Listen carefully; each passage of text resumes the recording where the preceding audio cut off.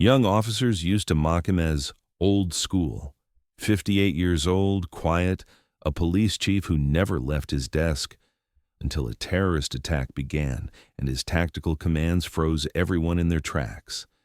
Because nobody knew, this man had been a special operations commander for 15 years. Welcome to Quiet Heroes. Before we begin this thrilling story, tell me in the comments which city you're watching from today.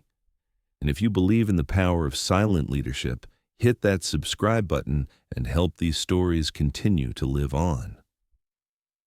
The corner office on the 4th floor of the Chicago Police Department headquarters was always quiet. Police Chief Michael Carter, 58 years old, gray-haired, average height, was a reserved man. His desk was always covered with paperwork, reports, and pending files. He would gaze out the window at the city skyline while drinking his coffee. Young detectives would talk about him behind his back. Never seen the chief in the field. Always sitting at his desk. Old school, doesn't understand modern policing. Mike would hear these comments but never react. He would smile and sip his coffee. Sometimes a distant expression would appear in his eyes, as if he was thinking of other times, other places. In his drawer was a sealed file marked classified that he never opened.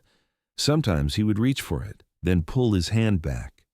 Some memories exist to stay buried. That morning was like every other. He would give the morning briefing, the young team would take notes, then they'd head out to the field. Mike would sit at his desk and review reports. Routine, calm, predictable.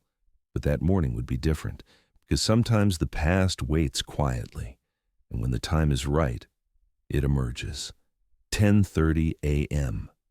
Alarm sirens began blaring. The radio started crackling. Control! Control! Explosion in downtown Chicago. Detective Marcus grabbed the microphone. How many casualties? Unknown. Second explosion occurred. Heavy smoke. Mike put down his coffee. He stood up. Young detectives had gathered around the radio in panic. Call the ambulances. Where's the fire department? Secure the scene. Everyone was shouting. No coordination. Chaos. The radio crackled. Control! Third explosion at Union Station. People are running. Detective Marcus's face went pale. This is a terrorist attack.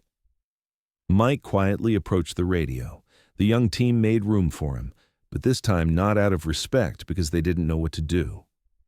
Chief, what should we do? Marcus asked. Mike took the microphone in his hand. His voice was calm, but there was an authority in it, an authority they'd never heard before. All units, Alpha Protocol. Silence fell. The young officers looked at each other. What was Alpha Protocol? A voice came over the radio. Chief, which Alpha Protocol? Mike paused, then spoke more clearly. Circle tactics, 3-6-9 formation, 500-meter perimeter from center point. No one goes in, no one comes out. The young detectives were shocked. These terms weren't taught at the police academy. Chief, said Detective Sarah, what are these terms? We've never heard them. Mike looked at her. For the first time, there was steel in his eyes. You'll learn later. Now do what I tell you. The radio responded, Copy that, Chief. Move into 3-6-9 formation. Marcus was surprised. Who's in the field? How do they understand these commands?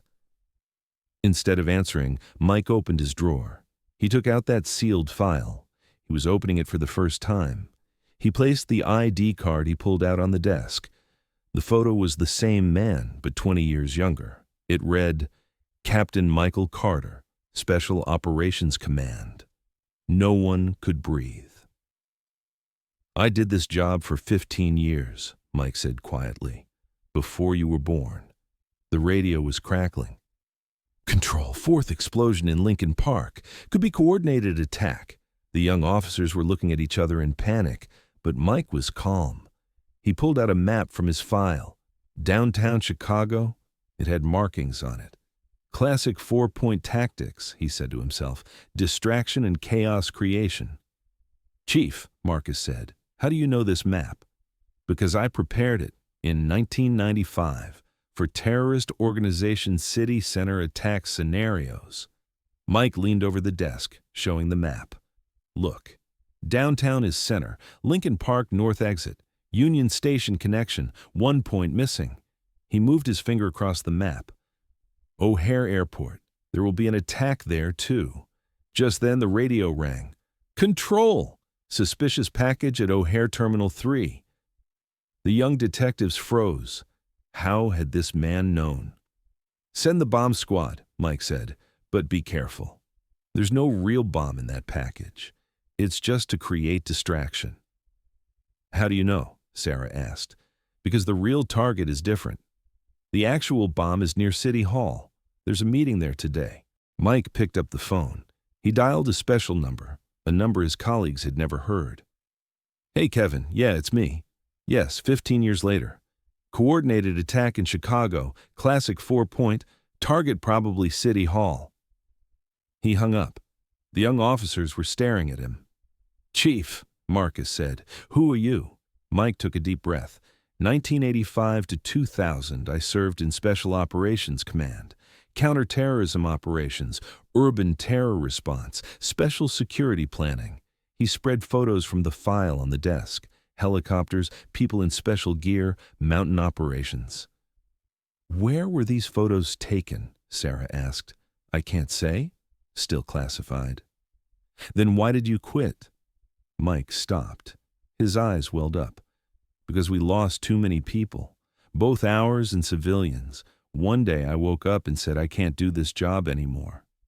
How did you choose to become police chief? I didn't choose. After I left Special Operations, they gave me a desk job.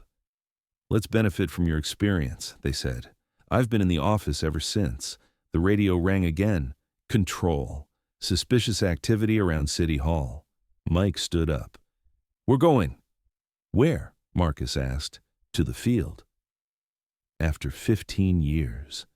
Mike put on his jacket, but this time he was acting differently. He straightened his shoulders, his gaze sharpened. The young officers had never seen him like this. Car keys. But Chief, you in the field. Sarah, give me the keys. Mike took the radio. His voice had changed. He was giving commands now. All units, rally at Charlie Point City Hall perimeter. Approach quietly. Turn off sirens. While driving, the young detectives were curious about him. Where had this man hidden all this experience? Chief, Marcus said, why didn't you ever tell us in 15 years? Because those days were days that should stay buried. But today they needed to come out. When they arrived around City Hall, there was chaos. Police cars parked randomly, everyone not knowing what to do. Mike got out of the car, but this time he was a different man. His walk had changed, a commander's walk. He was moving faster than the younger officers, coordinating on the radio, making tactical decisions. Team 1 northeast, Team 2 southwest, Team 3 waited exit points. The officers in the field were surprised. They had never heard these commands before, but they were very logical. Who's giving these commands? A detective asked over the radio. The chief. Mike? We never saw him in the field. Mike took the radio. What you heard is correct, but I'm here today. The operation was completed in 2 hours. 4 terrorists captured, attack on City Hall prevented, no civilian casualties. That evening, when they returned to police headquarters, the atmosphere had changed. The young officers looked at Mike differently. He was no longer old school. He was an experienced commander. Chief, Marcus said, we apologize. We misjudged you. Mike smiled. No problem. I misjudged you too. You were very good today. But why didn't you ever tell us? Because the past is not for bragging. It's for using when necessary. The young detectives were curious. What else is in those files? Mike opened his drawer. There were more sealed files inside. These are classified. But one day, if needed, I'll open them too. When? When you're ready. From that day on, everything changed at Chicago Police Department. Mike still sat at the same desk, but now the young officers approached him with respect. They took tactical lessons from him, learned operation planning. Most importantly, they discovered the power of silent leadership. Mike never bragged. He never made sentences starting with "I used to." He just shared his knowledge when necessary. Because real leaders act this way. They serve quietly, but step forward when needed. Police Chief Michael Carter's story shows us that sometimes the most experienced people are the quietest ones. Those who sit at their desks, work quietly, don't stand out, but emerge when necessary. Have you ever worked with someone like this? Someone who seemed ordinary but showed leadership in crisis? Share their story in the comments. Subscribe to Quiet Heroes, because real leadership stories deserve to be shared. We'll see you in the next story. And remember, the greatest power comes from silence.